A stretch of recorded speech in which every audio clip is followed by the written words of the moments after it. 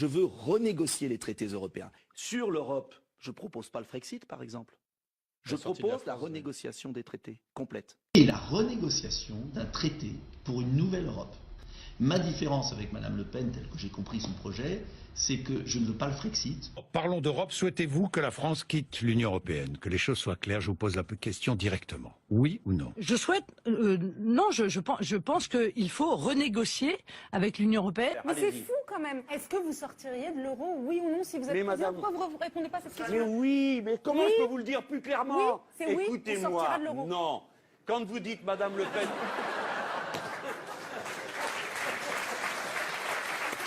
Je pense qu'ils n'ont pas compris. S'ils n'y arrivent pas, les Français diront également ce qu'ils en pensent. Mais encore une fois... Excusez-moi, vous ne pouvez pas fuir cette question, c'est un thème sur lequel vous êtes en permanence. Je vous demande, est-ce que vous avez envie de sortir de... Est-ce que vous n'attaquez que l'euro ou est-ce que vous attaquez l'Europe? Ma question est simple et je pense que les téléspectateurs peuvent le comprendre. En cas de référendum, est-ce que vous voteriez pour quitter l'Europe? C'est simple de répondre, non? Je vous dis, moi, il y a énormément de points qui doivent être négociés, voilà, clairement. Allons-nous, si vous êtes président de la République, sortir in petto de l'euro? Il n'a jamais été question de cela, monsieur. Jamais. Jamais. Il y a plus de 4 ans, et c'était dans mon projet présidentiel d'ailleurs, que j'ai indiqué de la manière la plus claire qui soit que j'entrerai en négociation avec l'Union européenne. Il va falloir sortir des traités européens. Et il faut que vous en ayez la possibilité. Mais sortir des traités européens, c'est une formule qui ne dit pas tout. On ne peut pas faire l'Europe sans nous. Dès lors, notre responsabilité n'est pas seulement de nous protéger nous-mêmes contre les traités européens, mais de le faire en accord et en harmonie avec les autres peuples d'Europe, ce qui est compliqué à organiser. On ne peut pas non plus vouloir de cette sortie des traités par le nationalisme, la xénophobie, la détestation des autres. La perspective d'une élection de Jean-Luc Mélenchon, c'est un mandat clair sur un programme qui, cette fois-ci, est très clair sur, alors, sur la question. Dites-nous, clarifiez, parce que moi j'ai du mal à comprendre. Là. Tout sera expliqué à l'avance. Sans le Royaume-Uni. Mais si Mme Merkel dit non. Mais Mme Merkel ne dira, personne ne dira dit non.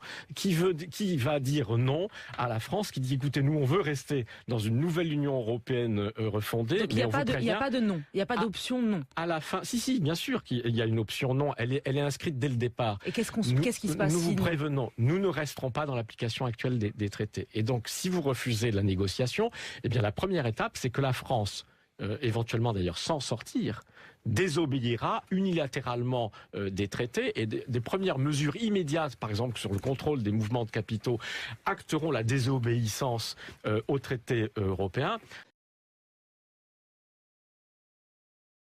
Dès le lendemain, je tiendrai parole, puisque je me conformerai au programme que j'aurai présenté aux Français et pour lesquels ils m'auront élu, c'est-à-dire que dès le lendemain ou le surlendemain, j'enverrai un message aux chefs d'État et de gouvernement de 27 autres pays de l'Union européenne pour demander la réunion d'un sommet extraordinaire où je leur ferai part de la décision du peuple français de sortir de l'Union européenne par l'article 50 du traité de l'Union européenne, exactement d'ailleurs ce que va faire le Royaume-Uni dans quelques semaines.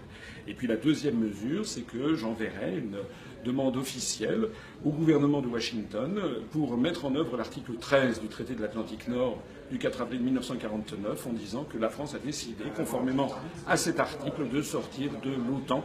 Et il est prévu dans cet article justement que c'est au gouvernement des États-Unis d'Amérique que l'on doit s'adresser. Je notais bien d'ailleurs au passage que M. Trump étant arrivé désormais à la Maison-Blanche et il a dit lui-même que l'OTAN était une structure obsolète, nous n'aurons jamais trouvé une oreille aussi bénévolente et aussi attentive pour cette disposition qui est de faire sortir la France du traité de l'Atlantique. Et la troisième mesure, c'est que je mettrai un terme immédiat au regroupement forcé des communes de France et je mettrai un terme à la réforme territoriale dont la Cour des comptes a dit récemment par un rapport du 19 octobre que c'était une catastrophe. Une démocratie, ça vient du grec demos kratos, c'est-à-dire le pouvoir du peuple. Actuellement, le peuple français n'a plus le pouvoir. Le pouvoir, en fait, a été volé par des traités européens, a été transmis, en fait, à la Commission européenne, à Bruxelles, à la Banque centrale européenne à Francfort, et puis à l'OTAN. Moi, ce que je veux, c'est que les Français, désormais, décident de leur avenir collectif. Je voudrais m'adresser aux auditeurs pour leur dire qu'actuellement, tous les gens qui défilent devant eux, ceux qui ne leur proposent pas, comme moi, de sortir de l'Union européenne, en fait, leur mentent, puisque déjà, toutes les mesures économiques et sociales ont été fixées à leur insu par la Commission européenne. Quel que soit le chef d'État que les Français choisiront dans quelques mois, sauf si c'est moi, puisque moi je propose de sortir de l'Union européenne. Tous les autres proposent soit de renégocier les traités, soit de rester de toute façon dans l'Union. Ils seront obligés d'appliquer ces mesures, qui consistent notamment dans la baisse de l'impôt sur les sociétés, l'augmentation de la TVA, la remise en cause des prestations chômage, la remise en cause du droit du travail, la remise en cause des professions réglementées, la rigueur maintenue. Tout ça, c'est déjà fixé dans ce rapport du 18 mai 2016 que vous trouverez d'ailleurs en ligne sur notre site internet upr.fr. Parce que j'en ai marre des faux culs et des hypocrites. Et de l'escroquerie intellectuelle. On partira pas au milieu de l'Atlantique comme l'Angleterre.